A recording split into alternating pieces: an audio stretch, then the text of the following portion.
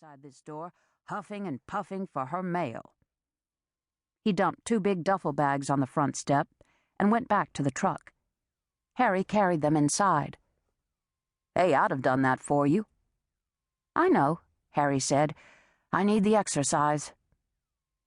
Tucker appeared in the doorway. "Hello, Tucker," Rob greeted the dog.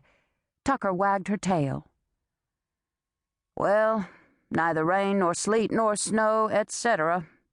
Rob slid behind the wheel. "It's 79 degrees at 7, Rob. I wouldn't worry about the sleet if I were you." He smiled and drove off.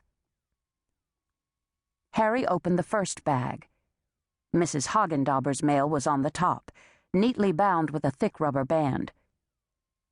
Rob, if he had the time, put Mrs. Hagendauber's mail in a pile down at the main post office in Charlottesville.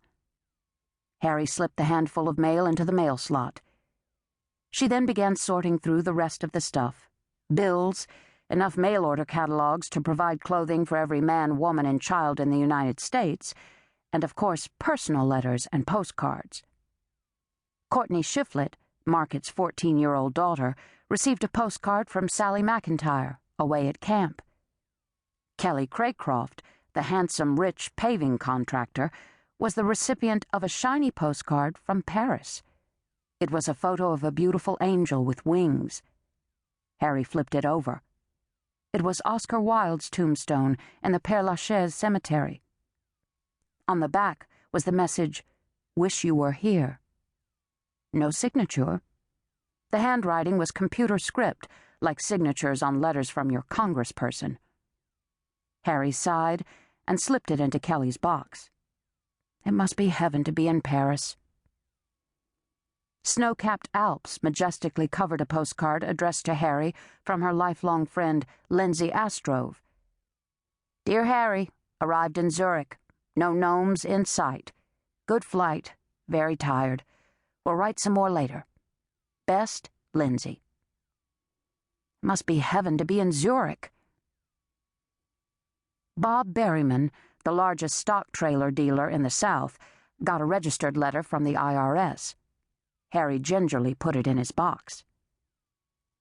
Harry's best friend, Susan Tucker, received a large package from James River Traders, probably those discounted cotton sweaters she'd ordered. Susan, prudent, waited for the sales. Susan was the mother of T. Tucker, named T because Susan gave her to Harry on the 7th tee at the Farmington Country Club. Mrs. Murphy, 2 years the dog's senior, was not amused, but she came to accept it. A Gary Larson postcard attracted Harry's attention. Harry turned it over. It was addressed to Fair Hairsteen, her soon-to-be ex-husband, but not soon enough. "Hang in there, buddy," was the message from Stafford Sanborn. Harry jammed the postcard in Fair's box. Crozet was still small enough that people felt compelled to take sides during a divorce. Perhaps even New York City was that small. At any rate, Harry reeled from fury to sorrow on a daily basis as she watched former friends choose sides, and most were choosing Fair. After all, she had left him, thereby outraging other women in Albemarle County stuck in a miserable marriage but lacking the guts to go. That was a lot of women. Thank God they didn't have children, clucked many tongues behind Harry's back and to her face. Harry agreed with them. With children, the goddamn divorce would take a year. Without, the limbo lasted only 6 months, and she was 2 down.